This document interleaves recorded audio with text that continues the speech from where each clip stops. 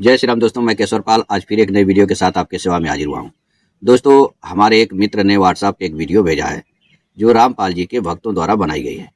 इस वीडियो में बताया जा रहा है कि कबीरदास जी ने अपने आप को परमात्मा बोला है और उसका वर्णन कबीर सागर में लिखा हुआ है। और पुराण के लेखक जो हैं उन्होंने कुरुम पुराण में कबीरदास जी को परमात्मा बताया है। तो हम अपने मित्र से कहना चाहेंगे दोस्तों कि आप कुरुम पुराण वाला जो भाग है उसको देखने के लिए आप हमारी इस वीडियो को देख सकते हैं। हमने इस पर बनाया हुआ है और विस्तार से बताया हुआ है। आज हम कबीर सागर में देखेंगे कि क्या कबीरदास जी ने अपने आप को परमात्मा कहा है या ये लोग गुमराह कर रहे हैं। ठीक है दोस्तों, इनका उद्देश्य ये नहीं रहता है कि शास्त्रों को समझाया जाए, इनका उद्देश्य यह रहता है कि किस तरह से लोगों को गुमराह किया जाए। ठीक है, तो चलिए पहले इनकी वीडियो देखते हैं, फिर हम कबीर सागर को खोल के विस्तार से आपको दिखाते हैं। हजारों लोग हमसे पूछ चुके हैं कि कबीर साहब ने तो कभी अपने आप को भगवान नहीं बताया, आप क्यों कहते हो? आज आपको दिखाते हैं कबीर साहब ने अपने आप को भगवान बताया है। देखिए प्रमाण, ये देखिए पवित्र कबीर सागर संपूर्ण 11 भाग खेमराज श्री कृष्णदास प्रकाशन बंबई द्वारा प्रकाशित है। कबीर साहब का मैक्सिमम ज्ञान इसी पुस्तक में से लिया गया है।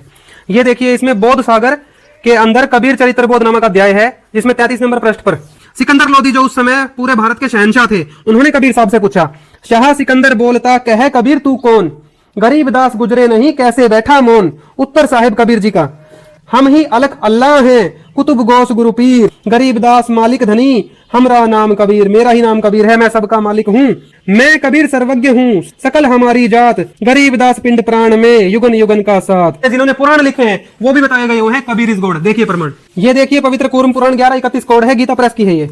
और इसमें आ जाओ 5वां अध्याय पेज नंबर 41। ब्रह्मा जी वासुदेव तथा शंकर की काल के द्वारा सर्जना होती है, पुनः वही काल इनका संहार भी करता है। जिन ब्रह्मा विष्णु शिव को भगवान माना जाता था उनको तो काल पैदा करके मार देता है, यह काल भगवान है जो उनका पिता है। भगवान के बारे में देखना, ब्रह्मा रुद्र तथा नारायण आदि बहुत होते हैं किंतु भगवान एक ही है। ये देवता तो बहुत होते हैं, एक मर जाता है तो दूसरा पैदा हो जाता है, किंतु भगवान एक ही है जो सबका मालिक है, जो ईश काल तथा कवि कहलाता है। ध्यान से देख लो, कवि कहलाता है, ऐसा वेद का भी मत है, ये वेदों में भी बताया है। यहां भी देखो, एको ही भगवान ईशः काल है कबीर इति श्रुति, कबीर इति श्रुति वेदों में बताया है, कबीर ही है कबीर इति। दोस्तों, यह कबीर सागर है और मेरे पास बहुत पुराना है, इसकी वजह से मैं इस पर कवर चढ़ा के रखा हूँ। यहाँ पे देखिए, फट गया था तो मैं इस पर कवर चढ़ा के रखा हूँ। ऐसा नहीं कोई यह कहे कि नहीं यह कबीर सागर कोई दूसरा है। यहाँ पे देखिए, कबीर सागर संपूर्ण 11 भाग खेमराज श्री कृष्णदास प्रकाशक मुंबई। यह बोध सागर है और कबीर चरित्र बोध, जहाँ पे रामपाल का चेला दिखा रहा था आपको। शाह सिकंदर बोलता क कबीर तू कौन, गरीब दास गुजरे नहीं कैसे बैठा मौन, हम ही अलख अल्लाह हैं कुतुब गौस गुरु पीर, गरीब दास मालिक धनी हमरो नाम कबीर। तो यहाँ पे रामपाल का चेला ये देख करके कि हम ही अलख अल्लाह हैं, यह सिद्ध कर रहा है कि कबीरदास जी कह रहे हैं कि मैं ही परमात्मा हूँ। वास्तव में दोस्तों, इन लोगों को शास्त्र को समझाना नहीं है, शास्त्र में उतना ही चीज दिखाना है जितना चीज से लोग गुमराह हो सकें। ठीक है, अभी हम इसी शास्त्र में पीछे दिखाते हैं आपको।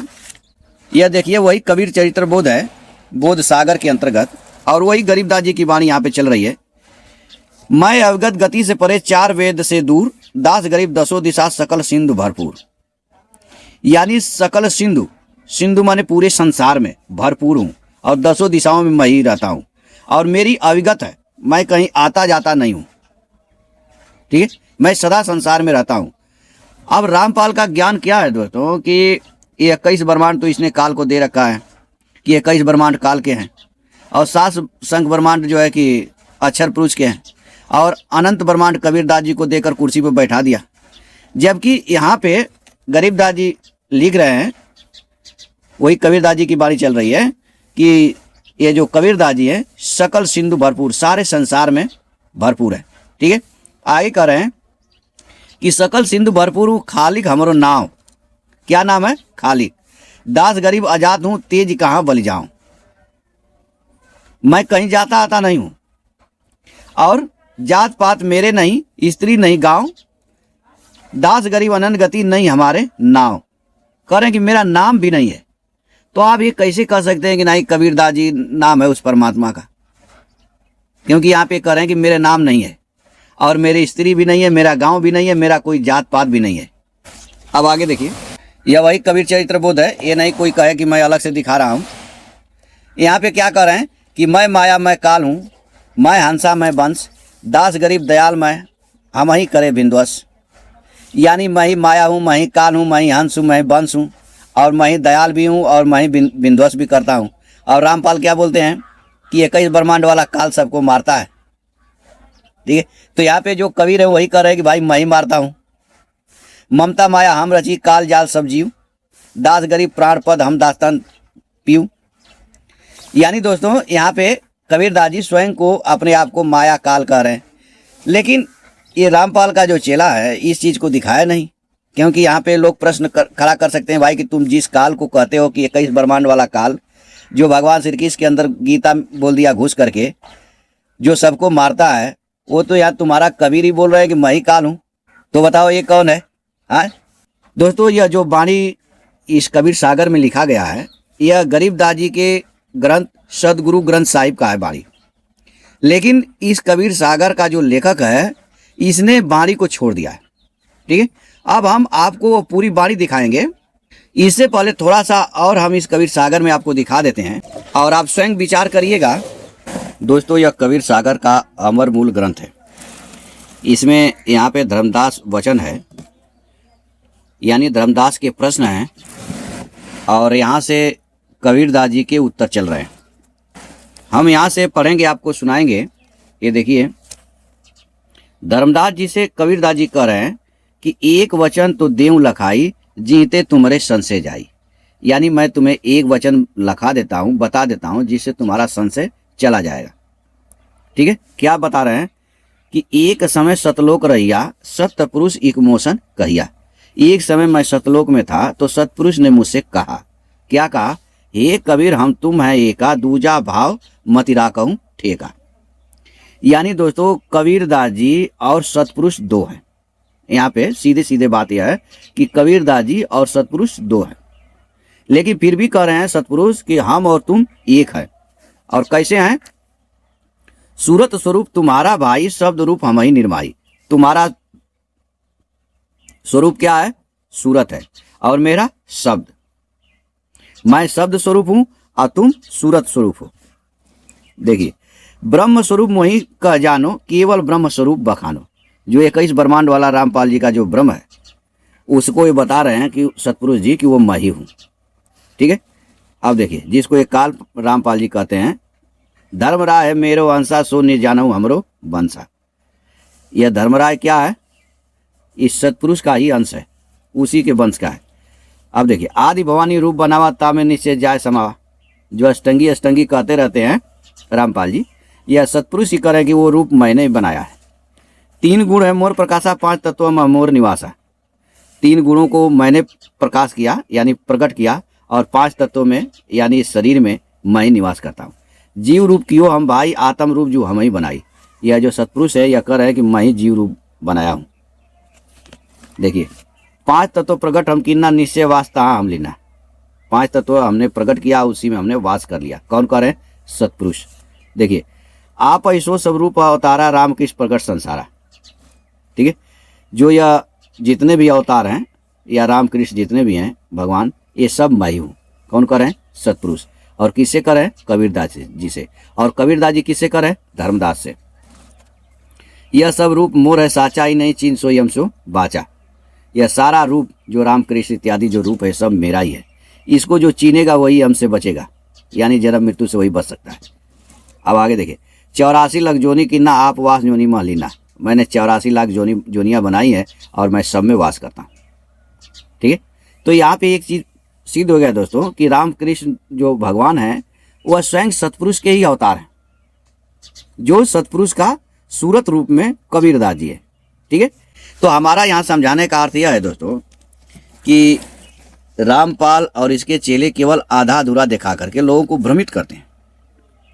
अगर कबीर को तुम परमात्मा मान रहे हो तो उनको काल भी मानो। जैसा कि यहाँ कबीर चरित्र बोध में ये रामपाल का चेला दिखाया कि हम ही अलग अल्लाह हैं, कबीरदास जी कह रहे हैं। तो यहाँ पे जो वही कबीर चरित्र बोध में कह रहे हैं कि मैं माया मैं काल हूँ, तो इसको ये सब नहीं मानते। सदग्रंथ साहिब से बानियाँ पढ़ के सुनाएंगे, वहाँ पर भी रामकृष्ण को परमात्मा बताया गया है। यह सदगुरु ग्रंथ साहिब है, गरीबदास जी द्वारा लिखित है। इसमें एक पारक अंग है, उसी में ये सारी बाणियां हैं जो कबीर सागर में रामपाल जी का ये चेला पढ़ के सुना रहा था। यह वही बाणी है जिसको रामपाल जी का ये चेला पढ़ के सुना रहा था कि हम ही अलग अल्लाह है कुतुब गौस और पीर, गरीब दास खाली गनी हमारा नाम कबीर। मैं कबीर सर्वंग हूँ सकल हमारी जात, गरीब दास पीस प्राण में जुगन जुगन संग साथ। अब यह देखिए पृष्ठ संख्या 297 है और इसके नीचे हमने जो ये मैं माया मैं काल हूँ कबीर सागर में पढ़ के सुना रहा था वही बाणी यहाँ पे लिखी हुई है।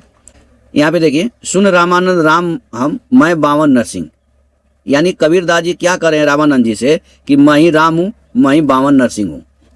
आगे देखिए दास गरीब कली कली हम ही कृष्ण अभंग, अभंग मतलब जिसका भंग न हो जिसका विनाश न हो, अविनाशी, अविनाशी कृष्ण भी मैं ही हूँ।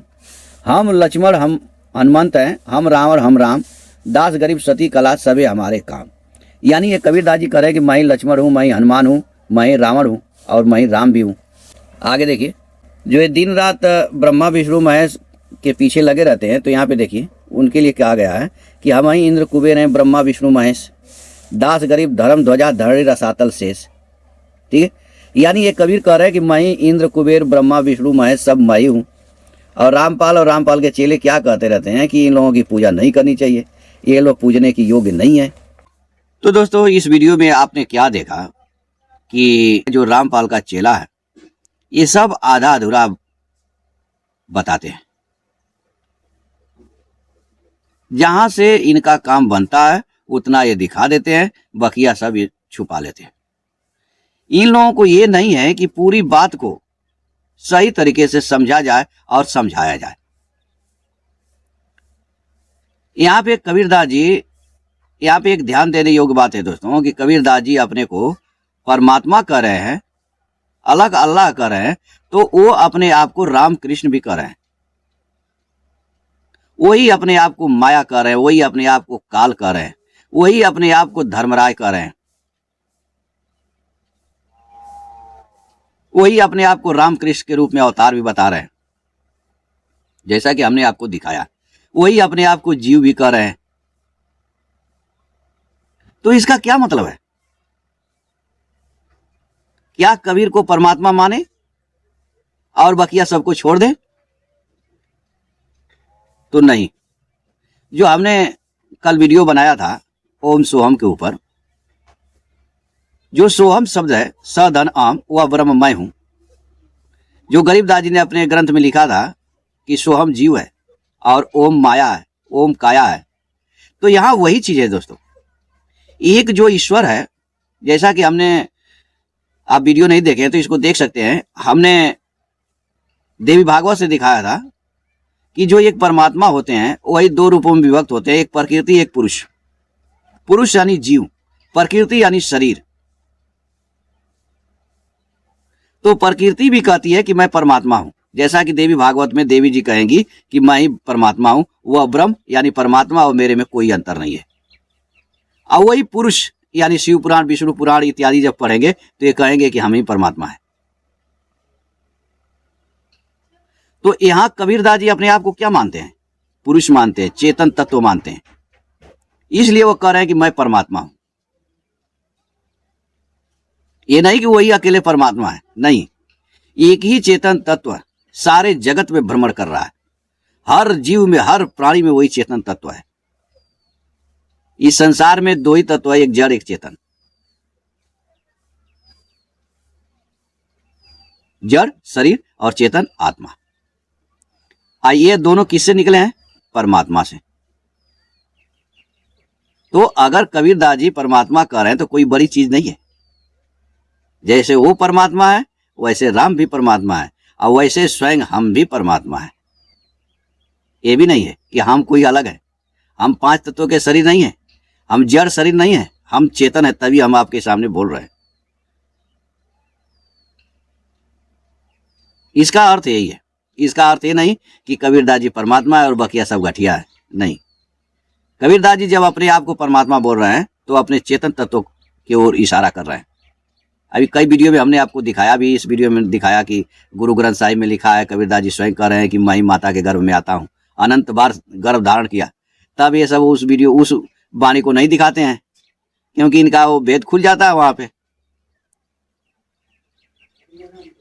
तो यह जीव स्वयं परमात्मा है, लेकिन शरीर और जगत में भ्रमण करता है, शरीर और जगत से प्यार करता है, इसीलिए यह अपने मूल स्वरूप में नहीं है। भगवान श्री कृष्ण गीता अध्याय 15 श्लोक 7 में कहते हैं कि यह जीव जो प्रकृति में स्थित है, यह मेरा सनातन अंश है। हमने कई बार वीडियो में दिखाया हुआ है। और रामचरितमानस में आया है कि ईश्वर अंश जीव अविनाशी चेतन अमल सहज सुखराशि। तो इस सब का मतलब क्या है? ईश्वर स्वयं, जीव स्वयं ईश्वर का अंश है, चेतन है, अमल है, इसमें कोई दोष नहीं है। ठीक है, तो इत्यादि दोस्तों, इसको जब समझेंगे तो स्वयं आप भी वही हैं जो कबीर है। ये नहीं कि कबीर अलग है हम अलग है, नहीं। और किसी कबीर और धर्मदास को सत्पुरुष भी नहीं कहते हैं, हमने दिखाया भी आपको। नहीं कबीर नहीं धर्मदासा अक्षर एक सकल घटवासा, वाई को सत्पुरुष कहिए, आदि अंत अक्षर गई रही है। तो इत्यादि है दोस्तों, इसको बस समझने की बात है। स्वयं आप भी वही हो जो कबीर है। ठीक है, लेकिन आप अपने को नहीं समझ पा रहे हो, इसलिए भटक रहे हो। जैसे एक उदाहरण है कि वो हिरन होता है, वो कस्तूरी की सुगंध के लिए घूमता रहता है, और जब थक करके गिर जाता है, और जब उसकी मुंडी उसके नाभि के पास जाता है, तब पता चलता है उसको कि अरे यार, ये तो कस्तूरी यही थी और मैं पूरे वन में भटक गया। तो वही चीज यहाँ पे है। जिस ईश्वर को आप खोज रहे हो वो स्वयं आप ही हो, यही सदग्रंथों का कहना है। ठीक है, वही चीज कबीरदास जी कर रहे हैं। कबीरदास जी कोई दूसरा चीज नहीं कर रहे हैं। लेकिन हम आपसे ये भी कहेंगे कि आप कल से अनाउंस कर दीजिएगा कि हम भी परमात्मा ही हैं, तो ऐसी चीज नहीं है। ठीक है, यह अहंकार आ जाएगा प्राणी के अंदर कि स्वयं मैं परमात्मा हूं। इसीलिए अपने अहंकार को दबाने के लिए अपना कोई एक इष्ट रखना पड़ता है कि हमारे इष्ट है, हमारे प्रभु है, हमारे परमात्मा है, और उनका भजन करना पड़ता है। लेकिन उन प्रभु से, उन परमात्मा से हम अलग नहीं है, ये भी ध्यान देना चाहिए। ठीक है, तो आज के लिए इतना ही, फिर मिलेंगे नेक्स्ट वीडियो में। तब तक के लिए जय सीताराम।